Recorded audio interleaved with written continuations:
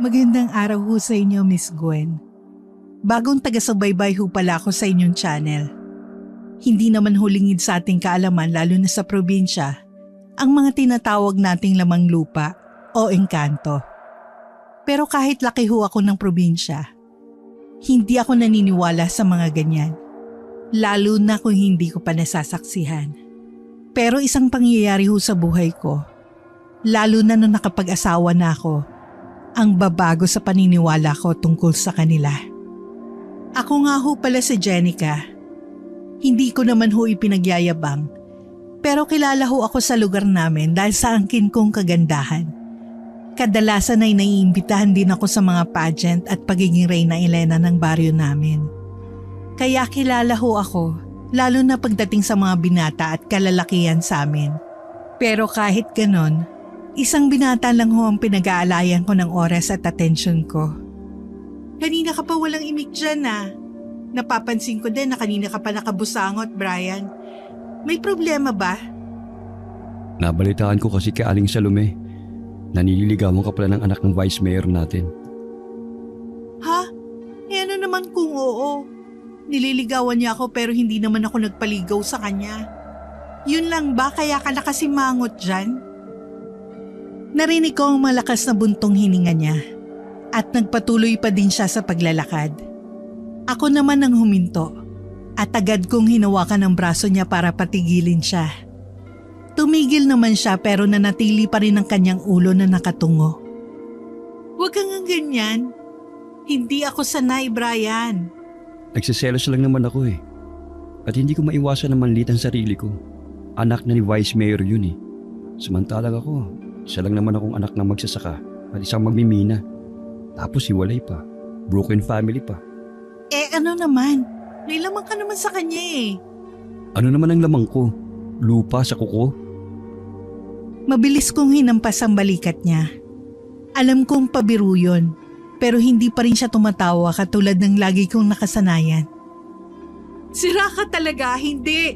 Lamang ka, dahil ikaw yung sinasagot ko. Natigilan siya nun. Halatang pinoproseso niyang sinabi ko. Para pa nga siyang naistatwa sa pinagkakatayuan niya. Dahil mga ilang segundo din siyang hindi gumalaw. Muli kong pinalo ang kanyang balikat. Hoy tititigan mo lang ba ako? Mamaya niyan mahipang ka ng hangin. Totoo ba na sinasagot mo na ako, Jenica? Oo nga, sinasagot na kita. Sa wakas, girlfriend na kita? Yay! Hoy, ano ba? Ang ingay mo nakakaya.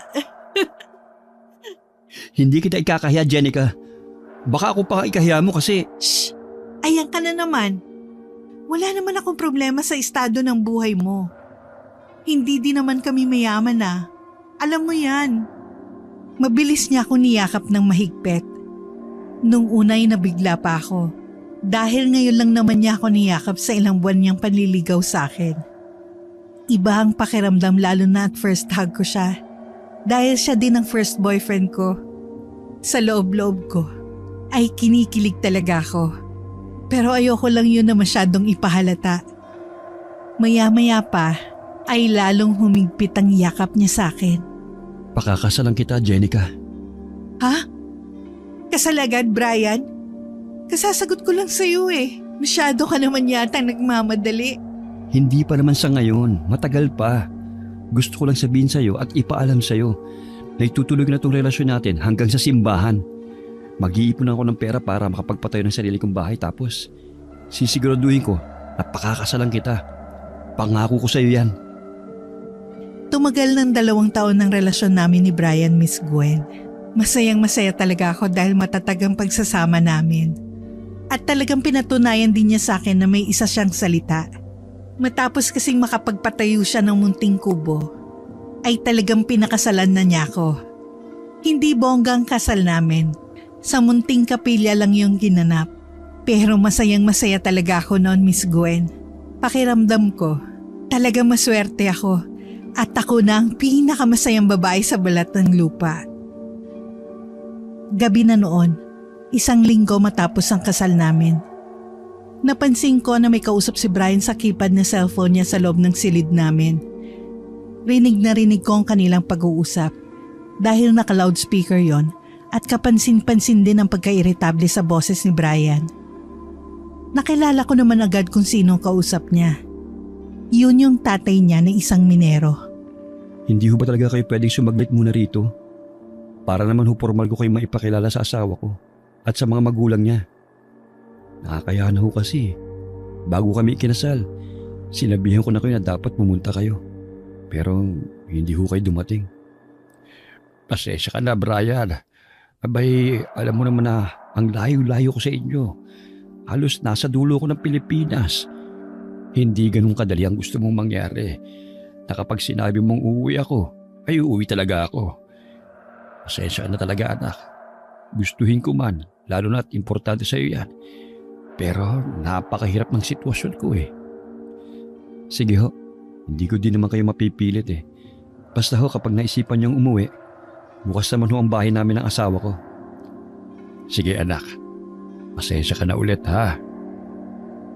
Noong namatay ang tawag, mas lalong naging kapansin-pansin ang lungkot sa ekspresyon ng mukha ni Brian.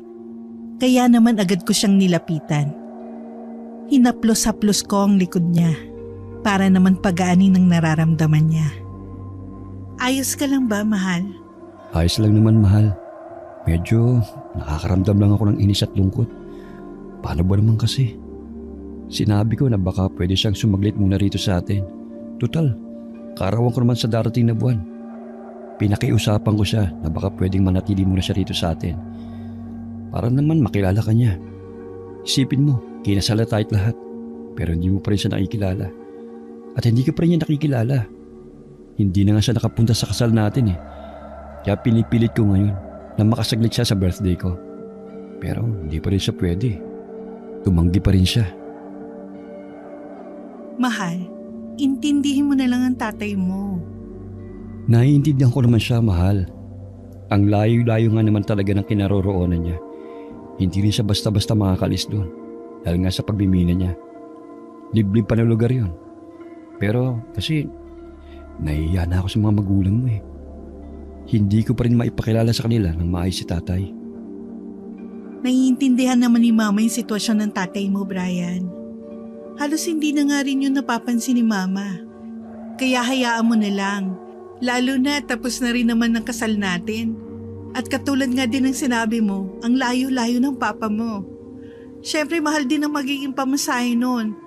Hindi naman ako nagmamadali na makilala siya. For sure marami pa naman tayong oras sa pagkakataon, di ba? Kakakasal pa lang naman natin eh. Marami pang darating na panahon.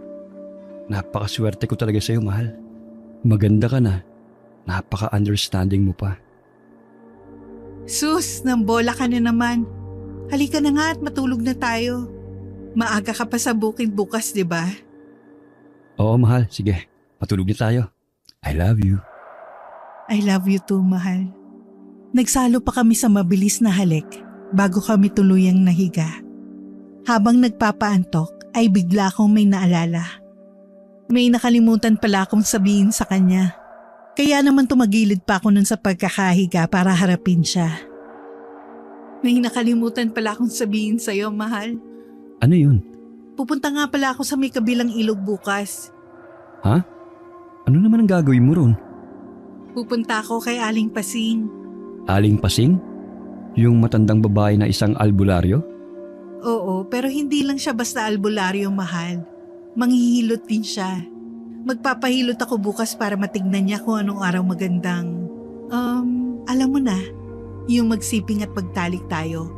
Para makabuo tayo agad ng anak. Malalaman niya kasi yun sa pamamagitan ng hilot. Pareho kaming na-excite ni Brian. Nang mapag-usapan nga namin yung tungkol sa kagustuhan namin na magkaanak na. Gusto mo bang samahan kita bukas, mahal? Huwag na, mahal. Kaya ko naman eh. At saka may trabaho ka pa sa bukid, no? Ay, sige na nga. Basta sabihin mo kagad sa akin kung anong araw, mahal ha? Para naman masubukan natin. Para maka-sureball na tayo. Napatawa pa ako ng malakas nang tumaas baba yung kilay niya nang sabihin niya ang mga katagang yun. Pagkatapos ng konting pag-uusap pa namin, ay tuluyan na din kaming nagpahinga. Kinabukasan, Nilutuan ko lang si Brian ng kanyang magiging almusal at yung babaunin niya para sa pagkain niya sa tanghalian. Malayo kasi yung bukid sa bahay namin, Miss Gwen. Kaya naman nagbabaon lang talaga siya ng pagkain. Tapos hapon na siya umuwi. Mauna na ako, mahal. Ingat ka dun sa pupuntahan mo. Oo, mahal. Huwag ka rin magpapahapon, ha? Alam mo naman na tumataas yung tubig sa ilog kapag hapon na. Baka hindi ka makatawid pabalik. Oo, tatandaan ko yan, mahal. Ikaw din, ingat ka sa bukid, ha? Lagi ka uminom ng maraming tubig dahil masyadong mainit ang panahon. Opo, mahal. Bye. Nagsalo pa kami sa mabilis na halik hanggang sa tuluyan na din siyang umalis. Ako naman ay mabilis na lang din na naghugas ng pinagkainan namin sa almusal. At saka naligo na din bago tuluyang maghanda na para tumungo sa kabilang ilog. Kulang-kulang na 10 minuto lang naman ang lalakarin ko para marating ko yung bahay ng matandang albularyo na si Aling Pasing. Hindi ko naman madalas na nakakausap o nakakadaupang palad ang matanda, Miss Gwen. Kilala ko lang talaga siya dahil madalas ko siyang nakikita sa may simbahan. Siya din kasi ang nagbibihis sa santa ng simbahan lalo na tuwing piyesta. At dahil madalas ako ang Reyna Elena noon, kaya alam kong kilala din niya ako. Nakarating ako agad sa bahay niya. Maliit lang na kubo yon. Dahil iisa lang din naman siya. Wala kasi siyang sariling pamilya. Naabutan ko si Aling Pasing sa labas ng kanyang bakuran habang nagwawalis.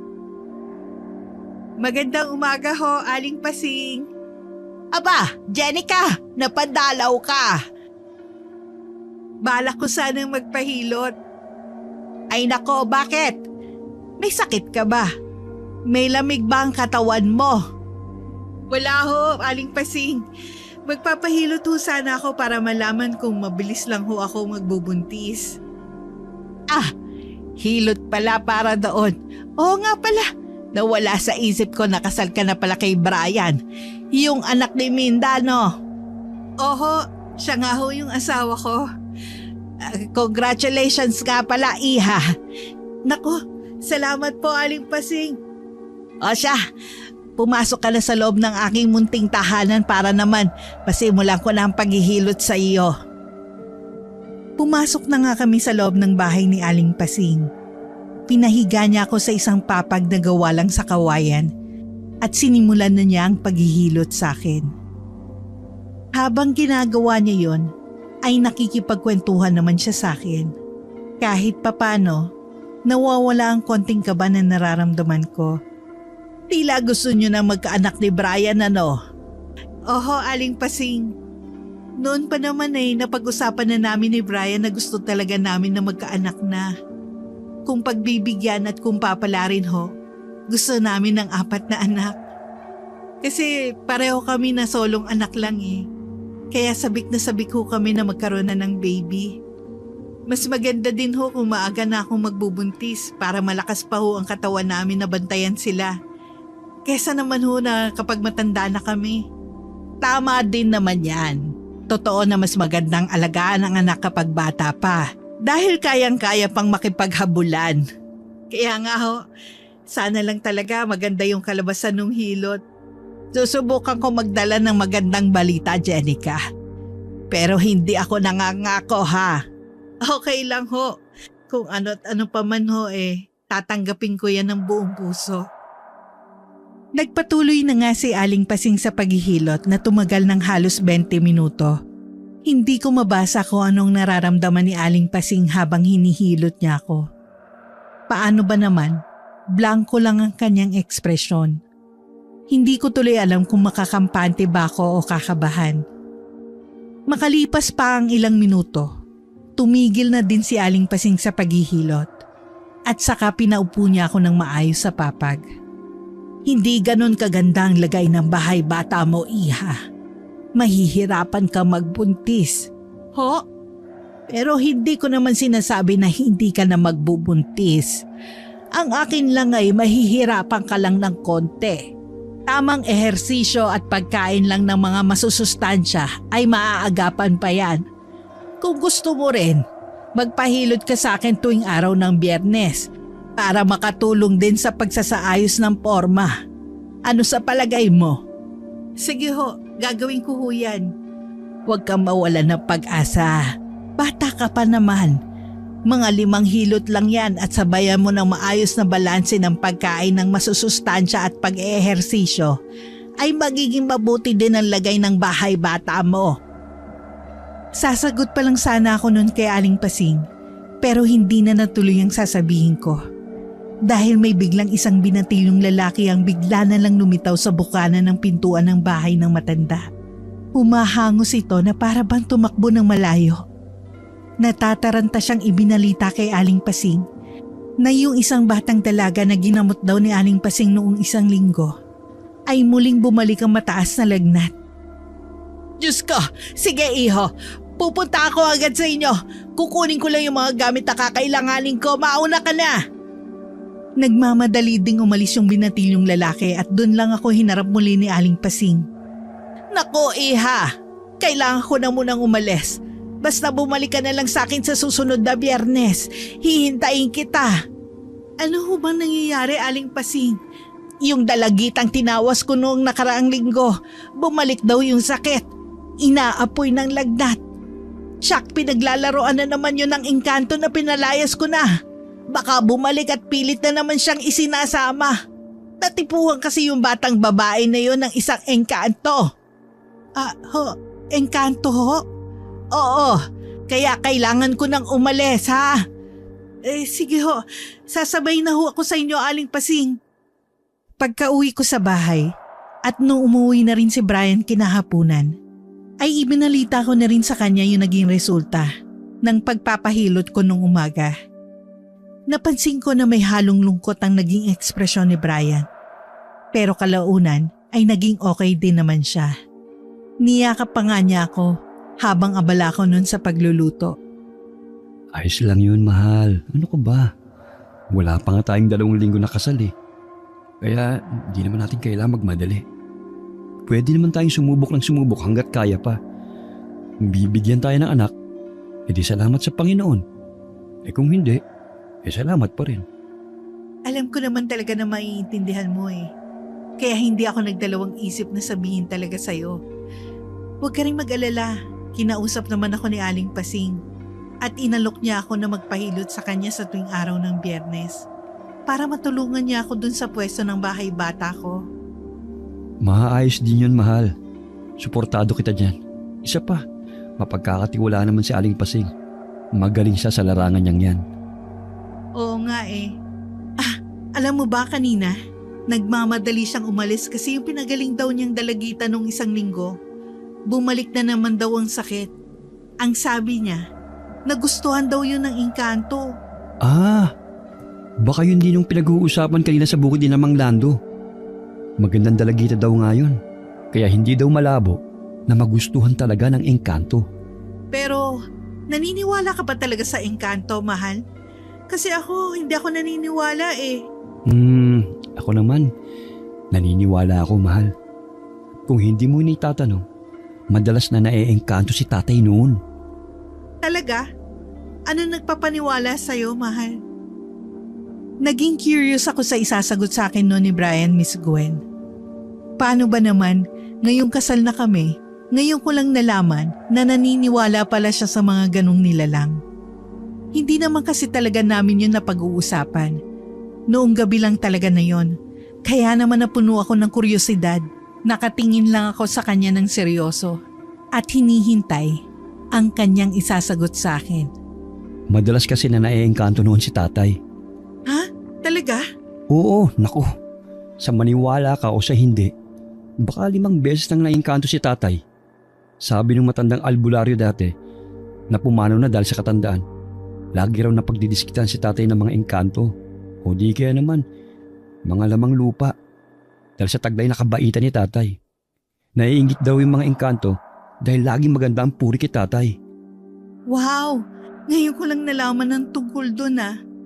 Kasi hindi mo pa naman nakikita at nakikilala si tatay ng personal. Kaya ayun, kahit magkwento ako sa'yo, siguradong hindi mo rin naman maiintindihan. Ay, sana nga makilala ko si Tatay Goyo. Excited na tuloy ako makilala siya. Sigurado marami siyang makukwento sa akin tungkol sa buhay niya. Nako, baka hindi ka tigilan nun sa pagkukwento. Si tatay pa naman yung tipo ng tao na masaya talagang ibahagi ang buhay niya sa ibang tao. Lalo na't marami-rami na rin siyang napagdaanan.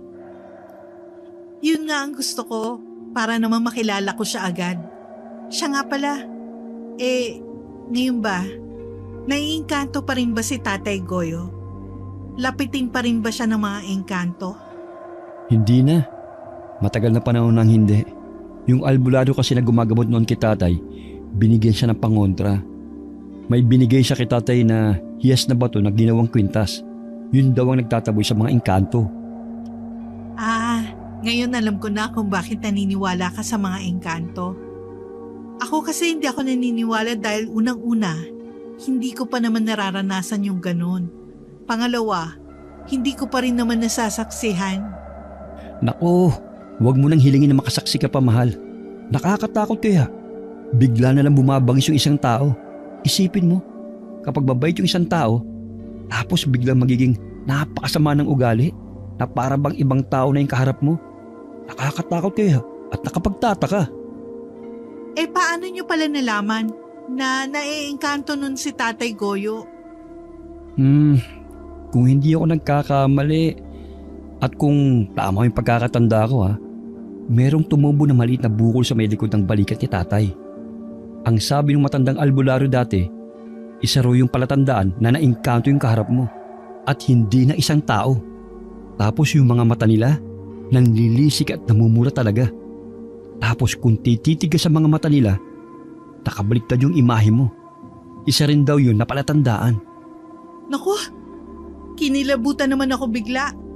Tama na nga itong pag-uusap natin tungkol sa mga engkanto na yan. Gabi pa naman tapos nasa labas pa naman ang banyo natin. Nakakatakot. Matatakotin ka talaga, mahal. Pinalo ko pa ang balikat ni Brian dahil dinagdagan pa niya ng pang-aasar yung takot na nararamdaman ko. Buti na lang at tapos na din naman yung niluluto ko ng mga oras na yon. Kaya naman napunta na ang atensyon naming dalawa sa hapunan. Mabilis na lumipas ang mga araw namin na magkasama ni Brian sa probinsya, Miss Gwen. Hindi ko namalayan na halos magkakalahating taon na pala kaming kasal ni Brian.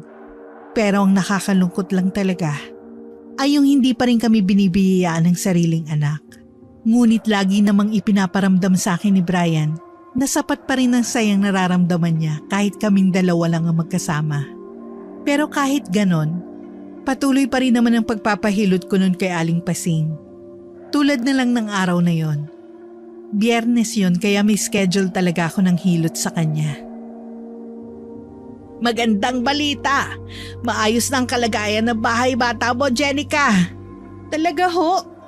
Oo, maayos na at hindi na din makapal. Sa tingin ko hindi na kayo mahirapan pa ng asawa mo na makabuo. Naku, magandang balita nga ho yan, Aling Pasing. Pwede nyo nang simulan na muling sumubok na magkaanak. Naku, hindi kayo mabibigo. Basta wag lang kayong hihinto. Maraming salamat ho, Aling Pasing. Maraming salamat po at pinagtsikaan niyo ako. Alam mo naman na masaya akong makatulong sa inyong mag-asawa, Jenica. Ibig ho bang sabihin, hindi ko na kailangan pang bumalik dito? Bumalik ka na lang sa mga susunod na linggo. Titignan ko naman ang pulso mo kung may nabuo na. Sige ho, Aling Pasing. Mauuna na ho ako para maibalita ko kay Brian tong magandang balita na natanggap ko mula sa inyo.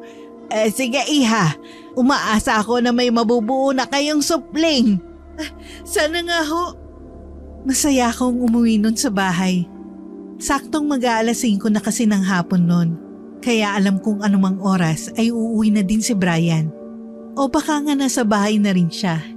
May malapad ng ngiti sa mga labi ko dahil wala talagang mapaglagyan yung sayang nararamdaman ko noon. Excited na akong ibalita kay Brian na may posibilidad na kaming makabuo. Tama din naman ang hinala ko na baka nasa bahay na siya. Dahil pagdating ko ay nasa sala na si Brian habang nagmimerienda nung niluto ko matamis na saging. Mahal! Oh, mahal. Nandiyan ka na pala. Galing ka ba kina Aling Pasing? Oo, mahal. At alam mo ba, may maganda akong balita sa'yo. Ano yun? Umupo pa ako nun sa tabi ni Brian at hinawakan ko ng mahigpit ang kamay niya bago ko ibinalita sa kanyang nalalaman ko. Sinabi ni Aling Pasing na maayos ng kalagayan ng bahay bata ko. Sinabi niya na hindi tayo mabibigo kapag sumubok na tayong muli. Talaga, mahal? Magandang balita nga yan. Ito na yung pinakahihintay natin, mahal. Nasa kalagitnaan kami ng pagsasaya ng mga oras na yon, Miss Gwen. Nang bigla na lang kaming napahinto sa pag-uusap. Dahil sa sunod-sunod na pagkatok ang narinig naming pareho sa labas ng aming bahay. Teka, mahal, may kumakatok. Pagbubuksan ko muna. Sige, mahal. Tumayo nga si Brian at binuksan ang pintuan ng aming bahay. Hindi abot ng paningin ko ang pintuan dahil nasa may likuran yun. Kaya hindi ko makita kung sino ang kumatok. Basta narinig ko na lang yung paglangit-ngit ng pinto. Tanda lang na bumukas na yon. Pero nagtaka lang ako ng konti nang wala akong narinig na kahit anong salita. Tatayo na sana ako para sumilip dahil maging ang boses ni Brian ay hindi ko na rin narinig. Ngunit nang hahakbang pa lang ako, doon ko na nga narinig na nagsalita na ang asawa ko. Gulat na gulat ang tono ng pananalita niya. Tay? Teka, tama bang narinig ko? Tay? Nagmadali akong naglakad upang makarating sa may pinto. Doon ay nakita ko nga si Brian at nasa harapan niya ang isang may hindi naman katandaan na matandang lalaki. May konting hibla lang na puting buhok sa kanyang ulo, pero karamihan pa rin ay itim. Maganda rin ang tikas ng katawan ng matandang lalaki. Halata na malakas pa ito. May suot din itong salamin, siguro dahil may kalabuan na ang mga mata nito. Hindi ko pa nakikita sa buong buhay ko ang lalaking yon. Pero dahil narinig kong sinabi ni Brian kanina kung saan ay tinawag niya itong Tay, meron na akong konting hint kung sino ba talaga siya. Nanatili pa rin akong nakatayo sa may bandang likuran ni Brian. Tay? Ikaw ba yan? Ako nga, anak. Ako nga. Sa wakas, nagpakita na kayo sa akin. Matagal ko na ho kayong gustong makita, Tay. Sa tono pa lang ng boses ni Brian, alam ko na agad at ramdam ko na agad na masayang masaya siya. Hindi ko tuloy maiwasan na hindi mapangiti. Alam ko naman kasi talaga kung gaano kamiss at kagusto ni Brian na makita niya ang ama niya, na halos mag-iisang dekada niyang hindi nakikita. Hindi nagtagal ay nagsalo ang dalawa sa isang mahigpit na yakap. Patawarin mo ko, anak, kung ngayon lang ako nakabisita. Wala ho yun, Tay. Ang mahalaga ho sa akin ngayon ay yung nagpakita na kayo sa akin. Ang tagal ko ho kayong hinintay. Bakit ho hindi kayo nagsabi na uuwi kayo? Gusto ko kasi talaga na sorpresahin ka, anak. Napakalaki hong sorpresa para sa akin to, Tay. Wala ho kasi talaga akong kaalam-alam na darating kayo. Sobrang saya ko. Alam ho ba ni nanay na dumating kayo? Sumaglit ho ba kayo sa bahay niya? Hindi ba siya dito nakatira? Ho? Hindi niyo ho ba alam na matagal na ako nakabuod kay nanay mula nung ikasal ako? Wala kang nabanggit, anak eh. Ganun ho ba? Yun na nga ho, Tay. Hindi na ho kami magkasama ni nanay sa isang bahay. May sarili na ho siyang bahay. Ito ho yung bahay na tinayo ko para sa aming dalawa ng asawa ko. Siya nga pala. Ipapakilala ko sa inyo ang asawa ko, Tay. Pumasok muna tayo. Pumasok na nga sila ng tuluyan sa loob ng bahay. At saka mabilis na lumingon sa akin si Brian. Kaya mabilis na nagtama ang mga mata namin. Sinenyasan niya ako na lumapit. Kaya agad akong lumapit sa kanya. Pumulupot agad ang kamay ni Brian sa may bewang ko. Nakangiti akong humarap kay Tatay Goyo. Kung saan ay napansin ko na diretso siyang nakatingin sa akin. Hindi ko mabasa kung ano bang reaksyon niya nang makita ko dahil nakatitig lang talaga siya sa akin. Noong una ay naiilang pa ako dahil ang tagal-tagal talaga niyang tumitig sa akin. Buti na lang talaga at nagsalita na din maya-maya si Brian. Tay, Siya nga ho palang mabait at maganda kong may bahay, si Jenica. Siya ho yung tinutukoy ko na matagal ko nang gustong ipakilala sa inyo. Ay, napakaganda pala ng iyong asawa, anak. Nako, swerte lang talaga ako, Tay. Kumusta ho, Tay? Ako nga ho pala si Jenica. Nagagalak ho ako na sa wakas ay nakilala ko na kayo. Mano ho? Lalapit na sana ako nun kay Tatay Goyo para manuhan siya. Pero mabilis niya akong pinigilan. Teka, huwag ka na magmano pa, Iha. Masyado kong tumatanda eh. Payakap na lang si tatay. Sige ho, Tay. Nang mga sandaling yon, Miss Gwen, alam ko na wala akong rason para hindi yakapin si Tatay Goyo. Lalo na tatay naman siya ng asawa ko tapos biyanan ko pa.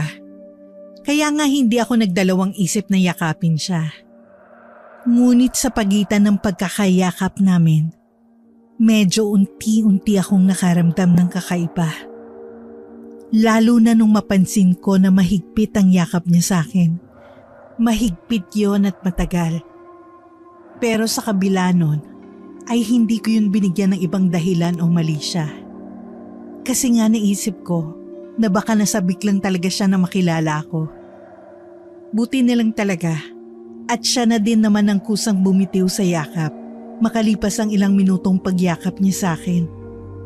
Salamat naman at nakilala na kita, Iha. Masaya din ho ako na nakilala ko na kayo, Tatay Goyo.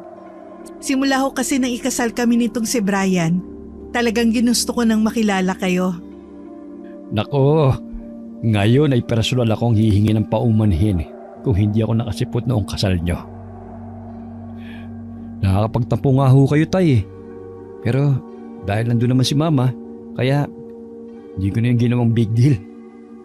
Oo nga ho. Ang mahalaga ho ngayon ay nandito na kayo at nagkaharap-harap na po tayong lahat. Ay siya, maiiwan ko na muna kayong mag-ama para naman makapag-usap kayo ng masinsinan at makapagkwentuhan na rin. Magluluto naman ako ng hapunan para sa ating lahat. Oo nga, Tay. Para naman matikman mo ang luto ng asawa ko. Ay nako, ang sarap po nitong magluto. Hindi ho ako mapapahiya. Ano ka ba? Huwag mo nga masyadong ipagyabang, Brian. Aba, bakit naman hindi kita ipagyayabang, mahal? Totoo naman yung sinasabi ko. Oo nga naman, Iha. Kung ganyan kakaganda, mabait pang may bahay, at masarap pang magluto, tiyak, nakarapat dapat kang ipagyabang. Naku, hindi naman ho masyado. Sige ho, maiwan ko muna kayong dalawa nitong asawa ko. Sige, mahal. Sarapan mo ang luto, ha? Oo naman. Nagluto na nga muna ako ng hapunan namin na sinigang na baboy.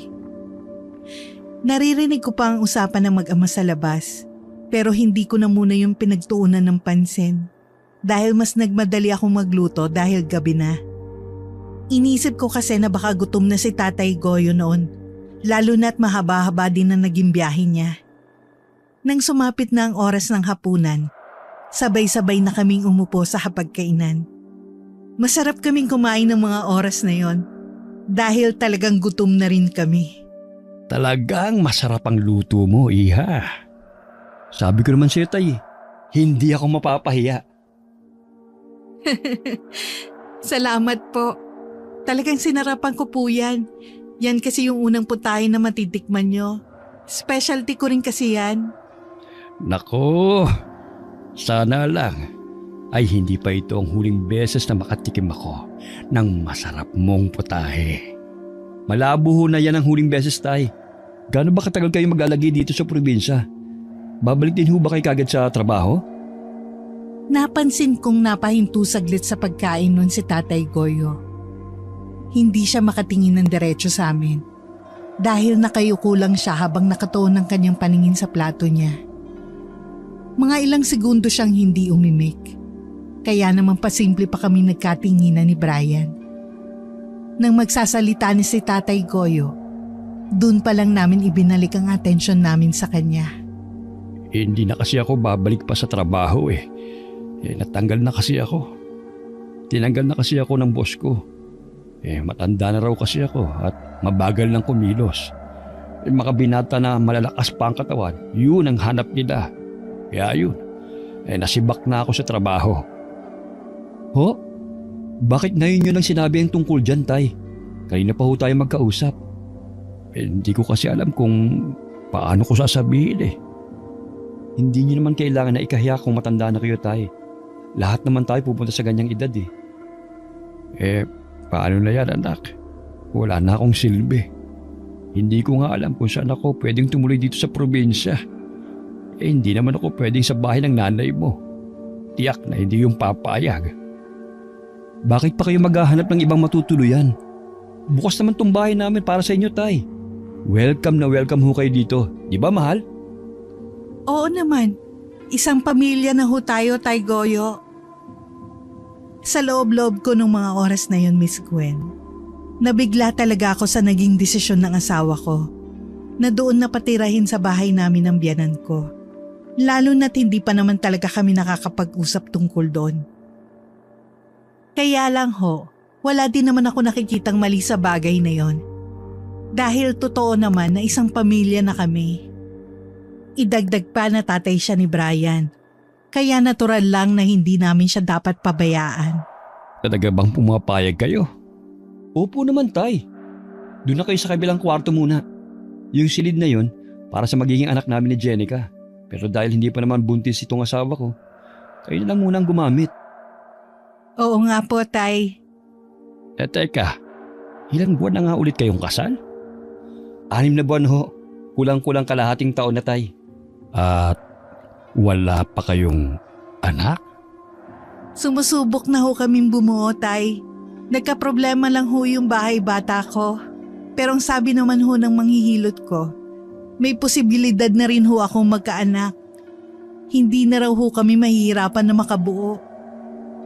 Ngumiti ng bahagya si Tatay Goyo sa akin at muling nagsalita. Mabuti naman kung ganon. Magandang balita yun. Sana nga'y makabuo na kayo na magkaroon na ako ng apo.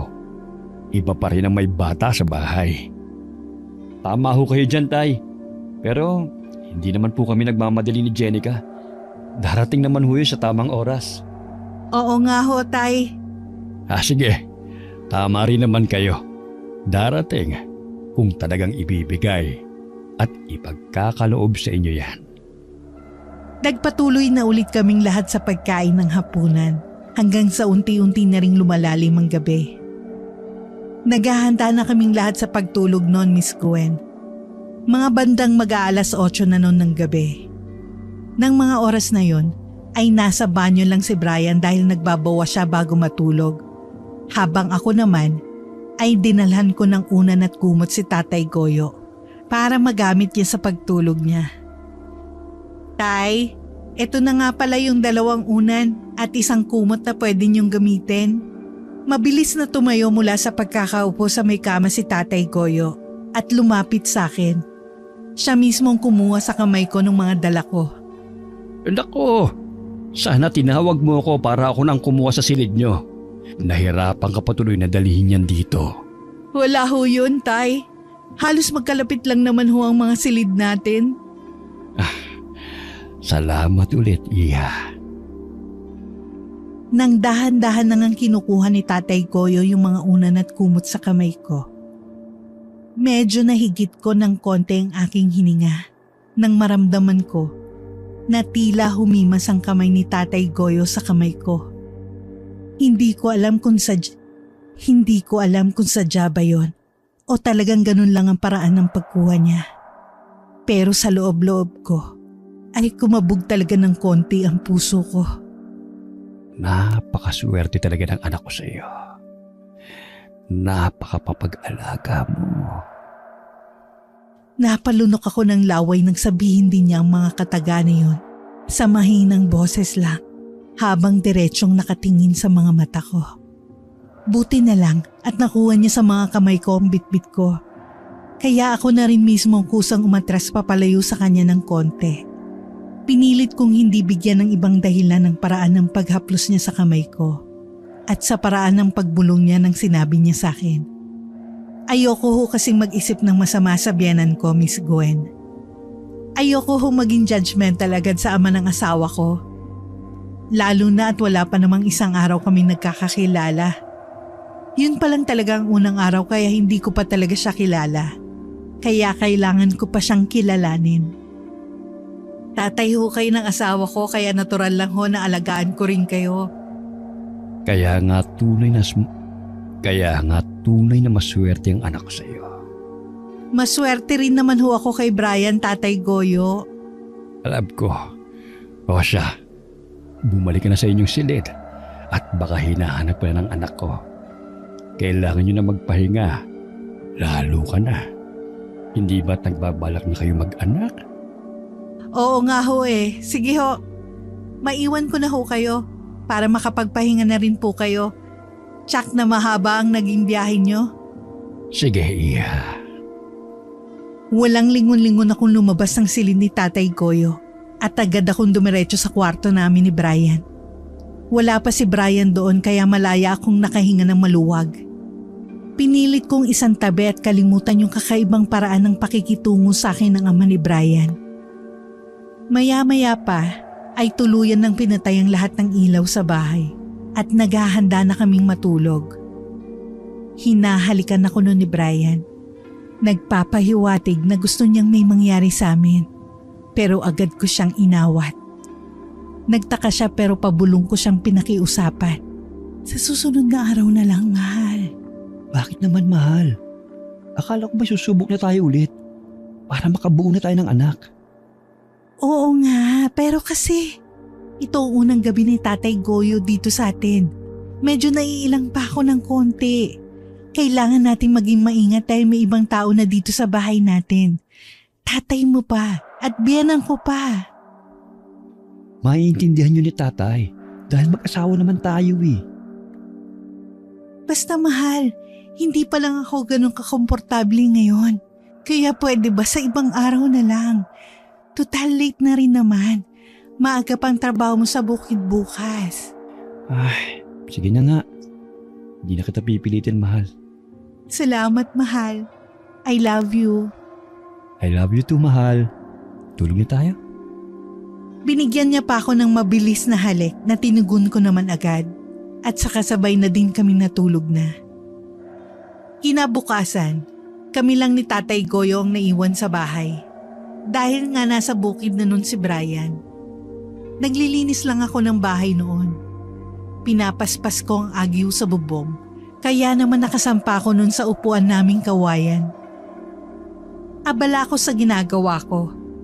Pero hindi ko namalayan na tinatanaw na pala ni Tatay Goyo ang umaangat kong bestida. Buti na lang at nahagip ko agad ang may pagnanasa niyang tingin sa akin. Kaya naman mabilis akong bumaba sa upuan at hinarap siya. Gising na ho pala kayo, Tay. Oo, pasensya na kung medyo tinanghali ako ng gising. Nasaan pala ang anak ko? Nasa bukid na ho si Brian. Mamayang hapon na po ulit ang uwi niya. Ganun ba? Ibig palang sabihin ay naiiwan ka rito ng buong maghapon? Parang ganun na nga ho. Kumain na ho kayo ng almusal. Nakapagluto na po ako riyan. Akala ko ay dediretso siya sa may hapagkainan. Pero nagulat ako nang naglakad siya papalapit sa akin. Kakaiba na naman ang mga tingin na ibinabato niya sa akin. Kaya gusto ko sanang umatras papalayo sa kanya pero hindi ko magawa. Kapag umatras ako, baka isipin niya na mailap ako sa kanya. Ayaw ko naman na maramdaman yun ng tatay ng asawa ko. Mamaya na ako kakain. Tutulungan muna kita sa paglilinis ng bahay mo. At nanlaki na naman ang mga mata ko noon, Miss Gwen. Nang pahaplos na naman niyang inabot sa kamay ko ang hawak kong walis tingting. O di kaya naman bakit hindi ka na lang muna maupo para ako na lang ang kikilos? Hinaplos pa niya ang balikat ko. Dahil nakasando style lang ang bestida ko. Kaya ramdam na ramdam ko ang lamig ng palad ni Tatay Goyo. Pinagtayuan ako ng mga balahibo sa katawan. Lalo na nang hinaplos niya ang balikat ko. ng pataas at pababa. Doon na ako nakaramdam ng kakaiba at kumpirmado ko na may pagnanasa sa akin si Tatay Goyo. Mabilis ako napaatras sa kanya. Kumabog na mabilis ang puso ko pero hindi ko pinahalata sa kanya na sobrang natatakot na ako sa presensya niya. Nakalimutan ko ho pala. May gagawin nga pala ako ngayong araw. Teka, ano naman ang gagawin mo, Iha? Maglalaba ho pala ako ngayon sa may ilog. Maiwan ko na ho muna kayo dito sa bahay. Hindi ko na hinintay pa ang sasabihin ni Tatay Goyo sa akin dahil mabilis ko na siyang tinalikuran. Mabilis na kinuha ko ang mga labada namin ni Brian sa banyo at nagmamadali na nga akong tumungo sa may ilog. Ramdam ko pa rin ang mabilis na kabog ng puso ko ng mga sandaling yon, Miss Gwen. Nandun pa rin yung takot at kaba ko. Bakit ganun si Tatay Goyo? Bakit ganun siya sa akin? Ang akala ko mabait siya. Hindi pwedeng magkamali ang nararamdaman ko. Alam kong may pagnanasa siya sa akin. Pero paano niya nagagawa yun sa sariling asawa ng anak niya? Ang dami kong naging katanungan sa isip ko noon. Pero sinubukan kong pakalmahin ang sarili ko sa paglalaba. Nagtungo na ako sa may pwesto ko kung saan ako madalas na naglalaba. Medyo liblib yun ng konti dahil nga nagtataasan ng mga halaman sa paligid nun. May matataas ding puno na nagbibigay sa akin ng lilim kapag tumaas na ang sikat ng araw. Nagsimula na akong maglaba pero minuto pa lang ang nakalipas nang otomatiko akong mapalingon sa may bandang likuran ko. Nang marinig ko na biglang may kumaluskos sa mga damuhan, tiningnan kong mabuti ang mga talahib pero wala naman akong nakitang kakaiba. Sa isip ko ay baka may napadaan lang na hayop o baka naman aso. Muli kong itinuon ang atensyon ko sa paglalaba. Hanggang sa namilog ang mga mata ko nang bigla na lang may tumabon na kamay sa aking bibig. Kahit hindi ko nakikita ang taong gumawa nun dahil sa may bandang likuran ko siya. Pamilyar na pamilyar sa akin ang malamig niyang mapalat. Hindi ako pwedeng magkamali na siya yun. Pakipot ka pa, ha? Lalong nakumpirma ko na si Tatay Goyo ngayon nang bigla na lang siyang pumaibabaw sa akin. Doon na ako nagwala pero hindi ko pa rin magawang makasigaw dahil sa kamay niya na tumatabon sa bibig ko. Hawak-hawak din ng isang kamay niya ang aking mga kamay kaya hindi ko siya magawang maitulak paalis sa baba ko. Sa isip ko ay sumisigaw na ako ng tulong noon. Lalo na noong sinimulan niya akong halikan sa aking leeg. Huwag ka nang magpumiglas. Ano ba namang masama kung pagbibigyan mo rin ako? Ginagawa niyo rin naman ito ni Brian, hindi ba? Ako naman ang ama niya. Anong masama kung maghahati kami sa'yo? Pakawalan niyo ako! Wag! Buong lakas kong pinilit na matanggal ang kamay ko mula sa pagkakahawak niya. Nang matanggal yon, bigla ko siyang sinampiga sa muka na naging dahilan kung bakit natanggal ang suot niyang salamin at tumilapon yun sa batuhan. Nagkatinginan kami ni Tatay Goyo. Sa pagtitig ko sa mga mata niyang tila nanlilisik, nakita ko mismong sarili ko sa kanyang mga mata. Nakabaliktad ang imahe ko doon. Noong una ay hindi ko naaalala ang ibig sabihin nun. Kaya naman pinilit ko lang na makawala mula sa kanya. Buti na lang at malaya kong nagagalaw ang hita at mga paa ko. Kaya yun ang ginamit ko para mas lalong magpumiglas. Sa pagpupumiglas ko ay nasipa ko siya. Doon na ako mabilis na tumayo. Saan ka pupunta? Bumalik ka rito! Bumalik ka! Hindi ko siya pinansin at nagpatuloy ako sa pagtakbo ng mabilis. Hindi ko na din siya ginawa pang lingunin. Basta takbo lang ako ng takbo noon. Naiiyak ako ng mga oras na yon, Miss Gwen. Kahit nga nanginginig pa ang buong katawan ko dahil sa takot na nararamdaman ko, ay hindi ko yun ininda.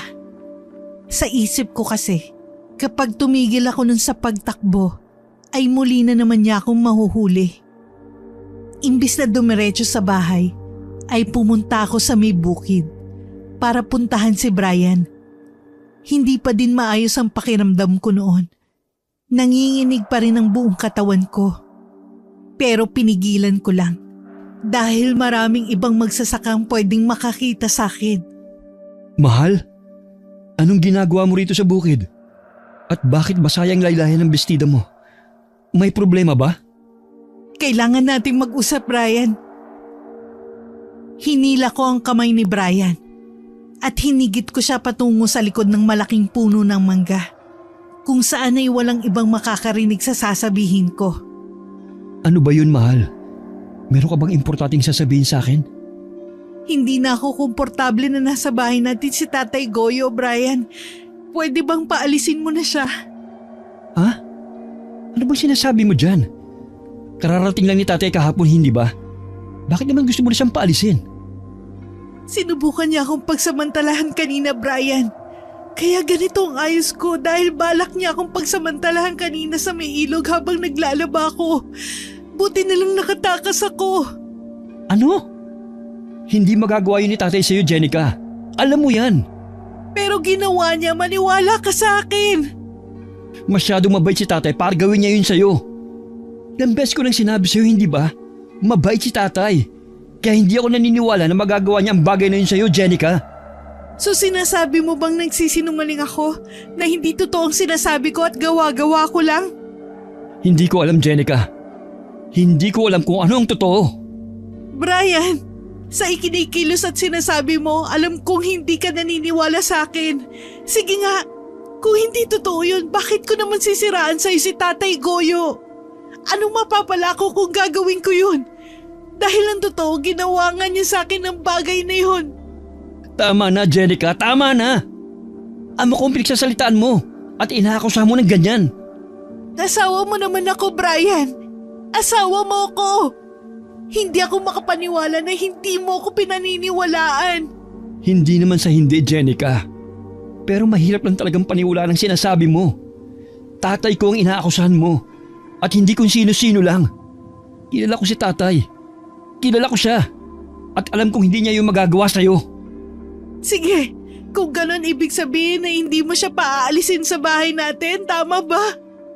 Wala siyang ibang pupuntahan kung gagawin ko yon. Huwag ka naman sanang ganyan. Alam mo naman nasabik din ako sa tatay ko. Dahil napakatagal na panahon na hindi ko siya nakasama. Sige, wala namang problema sa akin yun. Ako na lang ang aalis. Doon muna ako kina mama. Mas komportable ako ron. Ano? Teka lang. Jenica! Jenica! Hindi ko na pinansin pa ang pagtawag sa akin ni Brian dahil mabilis ko na siyang tinalikuran. Naglakad na ako palayo at kasabay ng paglalakad ko ay ang pagpatak ng luha ko. Buong akala ko kasi talaga ay paniniwalaan ni Brian ang sasabihin ko. Pero nagkamali ako. Mas pinaniwalaan niya ang tatay niya. Inaasahan ko na rin naman talaga na mahirap paniwalaan ang ginawa sa akin ni Tatay Goyo. Pero nagsasabi naman talaga ako ng totoo. Nagmadali na ako umuwi nun sa bahay. Buti na lang at wala doon ang matandang lalaki. Nag-impake na ako ng mga gamit ko dahil desidido na talaga ako. Naaalis na ako sa bahay namin ni Brian. Hindi ko talaga makakayanan na makitang muli si Tatay Goyo kaya kailangan ko nang umalis. Habang nag-iimpake ako, otomatiko akong napatigil nang bigla akong may naalala. Teka, napag-usapan namin ni Brian dati yung tungkol sa baliktad na imahe sa mata ng taong naengkanto. Ganun na ganun yung nakita kong imahe sa mata ni Tatay Goyo kanina. Ibig sabihin, naputo lang malalim kong pag-iisip nang marinig ko ang pagtawag sa akin ni Brian.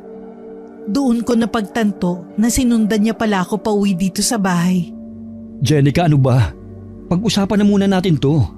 Please lang, huwag ka munang umalis. Nang harapin ako ni Brian, ay hinarap ko rin siya agad.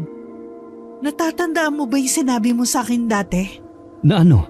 Yung tungkol sa baligtad ang imahe mo kapag tumingin ka sa mata ng isang naengkanto? Oo. Sinabi ko nga yun sa'yo dati. Bakit? Noong muntikan na akong pagsamantalahan ni Tatay Goyo sa ilog kanina, natanggal ko yung salamin niya sa mata. Natitigan ko siya at nakita ko mismo yung sarili ko na baligtad. Ano?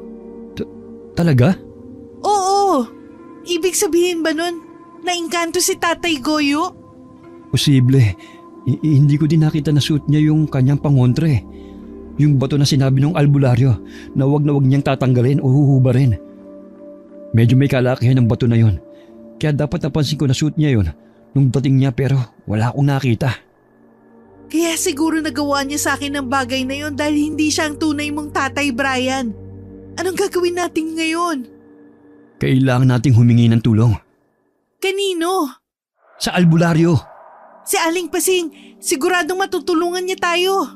Sige, kailangan nating kumilos bago pa makabalik si tatay dito sa bahay. Kailangan nating humingi ng tulong.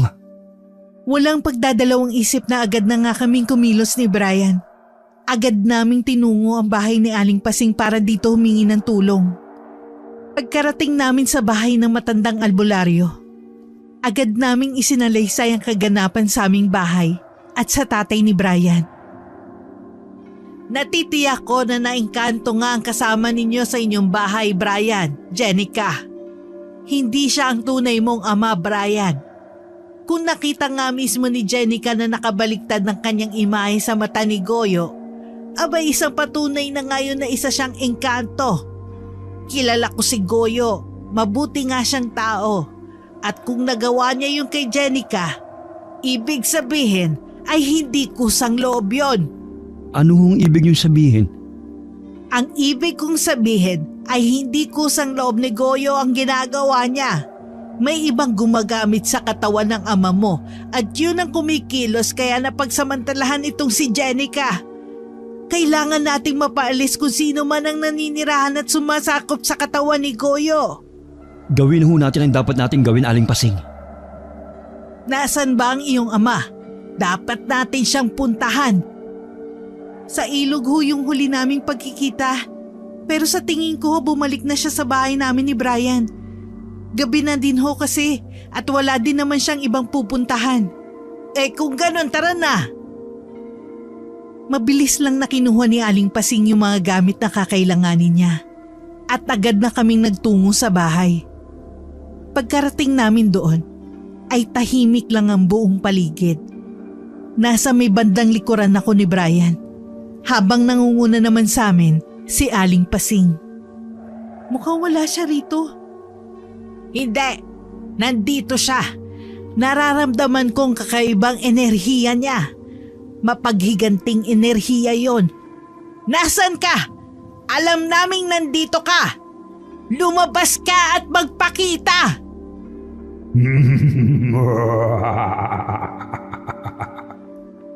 Mabilis ako napahawak sa braso ni Brian nang marinig namin ang nakakatakot na tawa na parang nagmumula sa isang malaking tao. Umaalingaw-ngaw yun sa buong bahay namin. Hindi naman namin makita kung saan nagmumula ang tawa na yun. Pero nakaramdam kami na matanda ng takot lalo na ako. Umalis ka sa katawan ng taong inaangkin mo. Wala kang karapatan na kunin ang katawan niya. Anong wala? May karapatan ako dahil sinira niyang tirahan ko. Dapat lang na angkinin ko ang katawan niya. Kung ayaw niyong masaktan, huwag na kayong makialam. Ayun siya! Nanlaki ang mga mata ko at mabilis kong itinuro ang taas ng kisame namin nang makita ko na nakalitaw ang ulo ni Tatay Goyo sa malaking tabla na nasa kisame. Nakakatakot ang itsura niya dahil nangitim ang balat niya sa hindi ko malaman na dahilan. Para yung kinuskus ng pulbura ng uling. May parang mga maitim na balahibo din ang mukha niya. Nakakatakot talaga ang itsura niya. Pakawalan mong katawan ng tatay ko! Maligno ka! Engkanto! Sige, Ibabalik ko ang katawan ng tatay mo. Pero sa isang kondisyon. Dahil sinira niyang tirahan ko, pues kailangan may kabayaran din yon. Ibigay mo sa akin ang asawa mo. Ibigay mo siya sa akin para maging asawa ko. Brian, natatakot ako. Huwag kang matakot, mahal. Hindi kita ibibigay sa kanya. Wala kang karapatan na mangangkin ng hindi sa'yo. Tumigil ka na!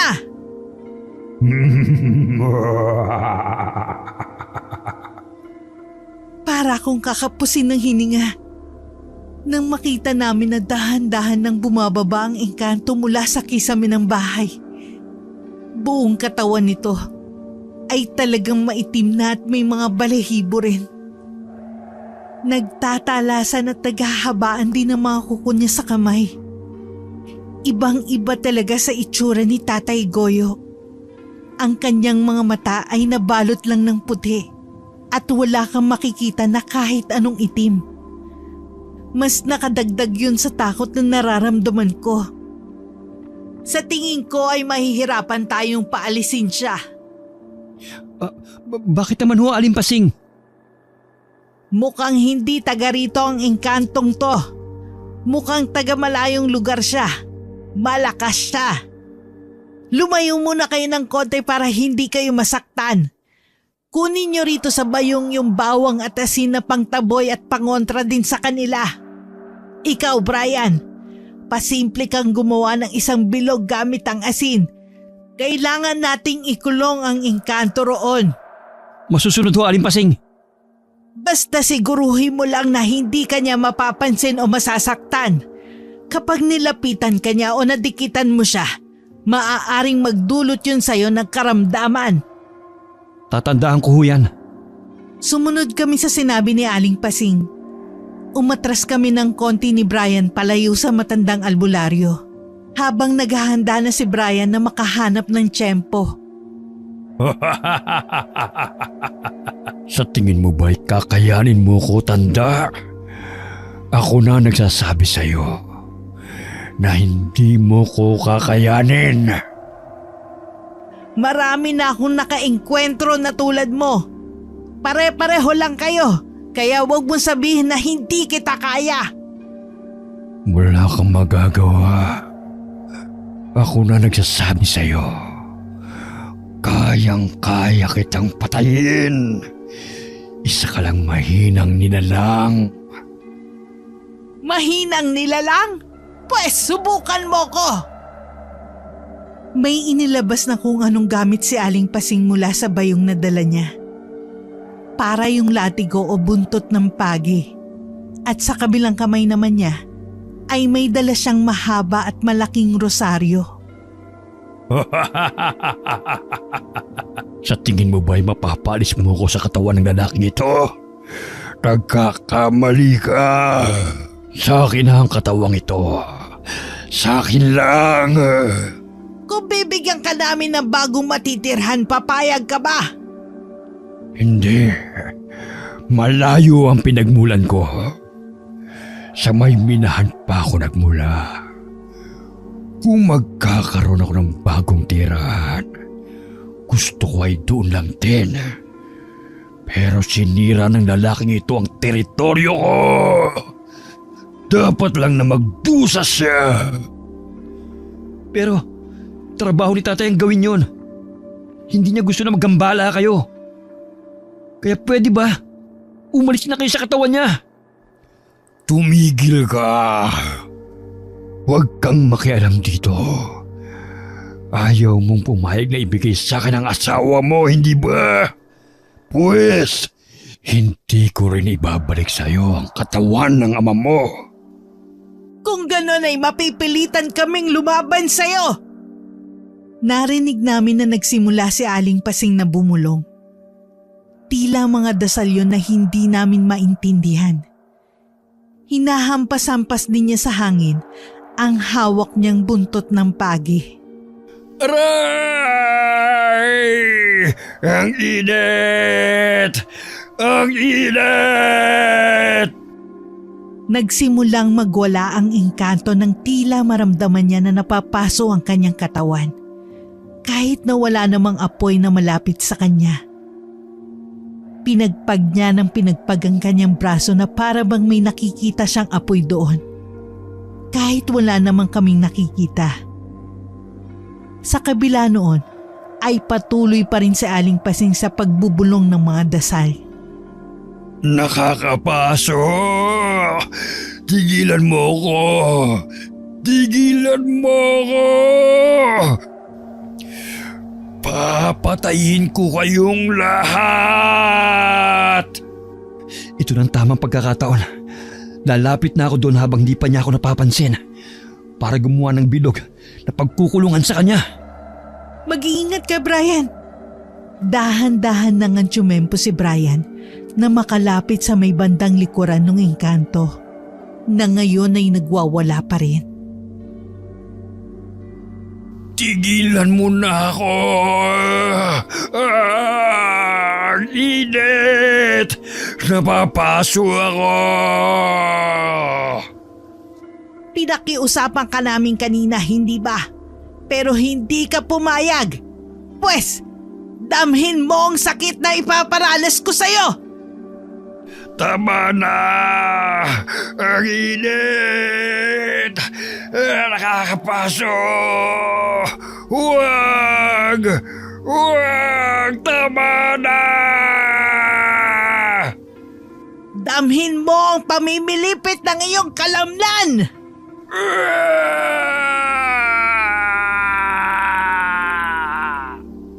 Umalingaw-ngaw na muli ang malakas na sigaw ng engkanto at napahawak na siya sa kanyang tiyan. Para talaga siyang namimilipit sa sobrang sakit. Maya-maya pa ay nakabalik na rin sa tabi ko si Brian. Doon ko lang napansin na nakagawa na nga siya ng bilog sa palibot ng engkanto. Ngayon, hindi ka na makakawala pa. Hindi pa nangangalahati ang pagpapahirap na ginagawa ko sa'yo. Walang kapatawaran ang ginawa mo kay Goyo. Kung hindi namin nalaman na isa kang engkanto, tiyak na nagalaw mo na si Jenica. May balak ka pa yatang magparami ng iyong lahi. Tama na! Pakawalan niyo na ako. Aalis na ako! Huli na para dyan. Kung pakakawalan pa kita, tiyak nalilipat ka lang sa ibang mga tao kaya kailangan mo nang mawala. Aray! Tama na, tanda!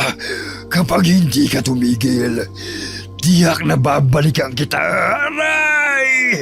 Papatayin kita! Papatayin ko kaya! Muli na naman napaungol ng malakas ang engkanto dahil tila mas dumoble ang sakit na nararamdaman niya. Napaluhod na rin siya sa sobrang sakit ng nararamdaman niya. Ikaw lang ang tatanggalin ko sa mundong ito dahil ang tulad mo ay ang salot sa mga taong walang kalaban-laban. Hindi ka nababagay sa mundo ng mga tao. Papatayin ko kayo bago niyo ako mapatay! Pakawalan mo ng tatay ko! Tigilan mo na kami! Nararapat lang talaga sa'yo na mawala sa mundong ito! Ang init! Ang init! Tama na! Iabot mo sa akin ang asin, Brian! Ito ho, Aling Pasing. Kinuha ni Aling Pasing ang garapon ng asin. Dumukot siya roon at agad niyang isinaboy sa katawan ng engkanto. Naglilikha ng parang pumipitik na mantika ang katawan nito. Para na itong bulate na binudburan ng asin. Nakakatakot ang itsura niya. Lalo na tila naglalagas ang balat niya. Ang kanyang nakakatakot na boses kanina ay mas naging paus na dahil sa walang tigil niyang pagsigaw. Ako na ang hahatol sa isang halimaw na kagaya mo.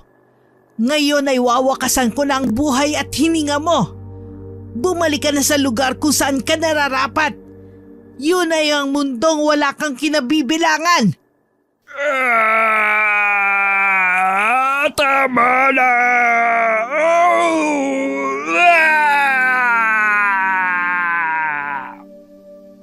Mabilis na dumakot muli ng asin sa garapon si Aling Pasing at mabilis niya yung isinaboy sa mukha ng engkanto. Muli na naman siyang nagwala na parang mabangis na hayop hanggang sa mapahiga na siyang muli sa sahig. Mawala ka na! Mawala ka na!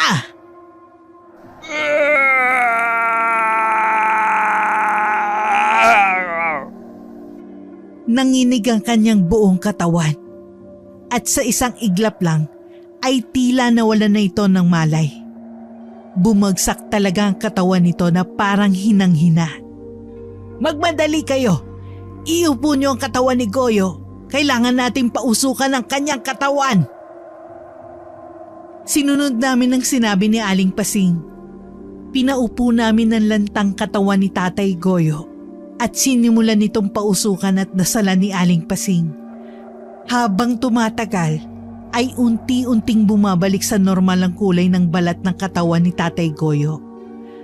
Laking pasasalamat namin na bumalik na siya sa tunay niyang pagkatao. Laking gulat din daw niya kung paano siya napunta sa bahay namin samantalang ang tanda niya ay nasa trabaho pa siya noon. Wala siya halos maalala pero nandun naman kami ni Brian para ipaliwanag namin sa kanya ang tunay na nangyari. Minsan na nga lang tayo magkita-kita. Nagdala pa ako ng problema at kaguluhan sa inyo. Wala ho yun, Tay. Mabuti nga ho't kami ang pinuntahan nyo. Kung hindi, baka mas lalo pang tumagal ang engkanto na yun sa katawan nyo. Oo nga ho, Tay. At saka ang mahalaga po ngayon ay ligtas na kayo. Iniwan na muna namin si Tatay sa silid para magpahinga siya. At agad naman naming pinuntahan si Aling Pasing sa misala para pasalamatan siya. Maraming salamat ho talaga, Aling Pasing. Napakalaki ho nang naitulong niyo sa amin. Masaya ako na makatulong. Mabuti at bumalik na sa dati si Goyo. Huwag kayong mag-alala. Babalik din ang dati niyang lakas. Normal lang naman na manghina ang katawan niya dahil ilang araw din na nasa katawan niya ang engkanto. Gagawan ko ng pangontra si Goyo na maisusuot niyang muli. Salamat ho talaga, Aling Pasing. Sa pangyayaring yon, Miss Gwen, isa na ho ako sa buhay na patunay na totoo talaga ang mga engkanto. Ang dating hindi ko naman pinapaniwalaan ay pinapaniwalaan ko na ngayon. Kung saan ay nagdulot yun sa akin ng takot. Kaya nga ho naging mas maingat kami lalo ni Brian. Ngayon meron na rin ho kaming mga anak na dapat alagaan at bantayan. Hanggang dito na lang ho ang sulat kong pinadala sa inyo, Miss Gwen. Maraming salamat.